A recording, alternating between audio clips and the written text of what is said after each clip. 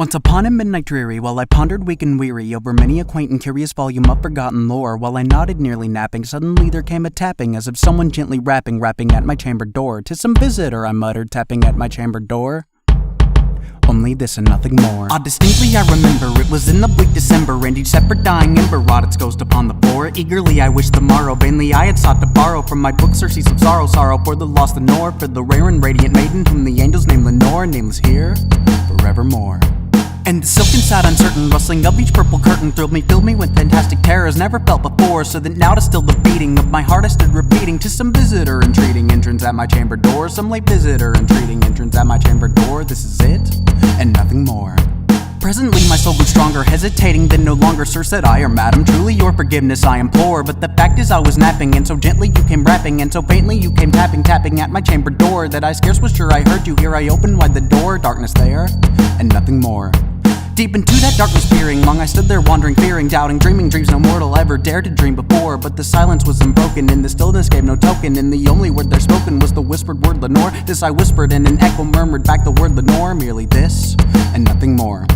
Back into the chamber turning, all my soul within me burning. Soon again I heard a tapping, somewhat louder than before. "Surely," said I, "surely that is something at my window lattice. Let me see them what they're at is, in this mystery explore. Let my heart be still a moment, in this mystery explore. 'Tis the wind, and nothing more." Open here I flung the shutter, when with many flirt and flutter, and there stepped a stately raven of the saintly days of yore, not the least of beasts and matey, not a minute stopped or stady, but with mien of lord or lady, perched above my chamber door, perched upon a bust of palace just above my chamber door, perched and sat and nothing more. Then this ebony bird beguiling my sad fancy into smiling, by the grave and stern decorum of the countenance it wore. "Though thy crest be short and shaven, thou," I said, "art sure no craven, ghastly grim and ancient raven, wandering from the nightly shore. Tell me why thy lordly name is on the night's Plutonian shore." Quoth the raven, "Nevermore."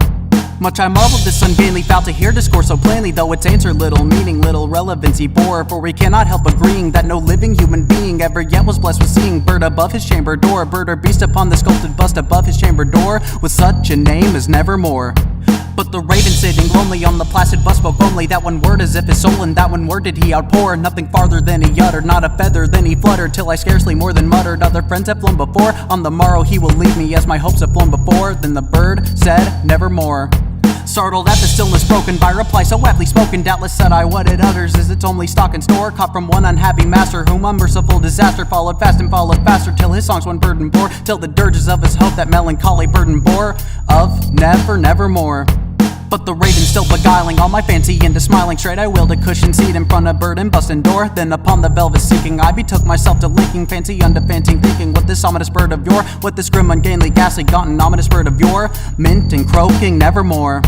This I sat engaged in guessing, but no syllable expressing to the fowl whose fiery eyes not burned into my bosom's core. This and more I sat defining, with my head at ease reclining on the cushion's velvet lining that this lamp like gloated o'er, but whose velvet violet lining with the lamp like glowing o'er. She shall pass, nevermore.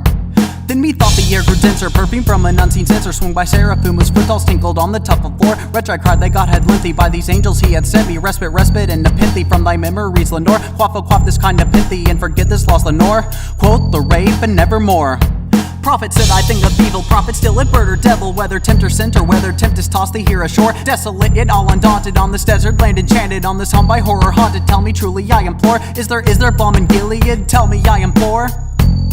Quoth the raven, "Nevermore." Prophet, said I, "think of evil, prophet still a bird or devil, by the heaven that bent above us, by that God we both adore. Tell the soul with sorrow laden, if within this distant Aden it shall clasp a sainted maiden, whom the angels name Lenore, clasped by rare and radiant maiden, whom the angels name Lenore." Quoth the raven, "Nevermore." Be that word our sign of parting, bird or friend I shriek upstarting, get thee back into the tempest in the night's Plutonian shore. Leave no black plume as a token of that lie thy soul have spoken, leave thy loneliness unbroken, with the bust above my door. Take thy beat from out my heart, and take thy form from off my door. Quoth the raven, "Nevermore." And the raven never flitting, still is sitting on the pallet bust of palace just above my chamber door, and his eyes have all the seeming of a demon that is dreaming, and the lamplight o'er him streaming throws his shadow on the floor, and my soul from out that shadow that lies floating on the floor shall be lifted nevermore.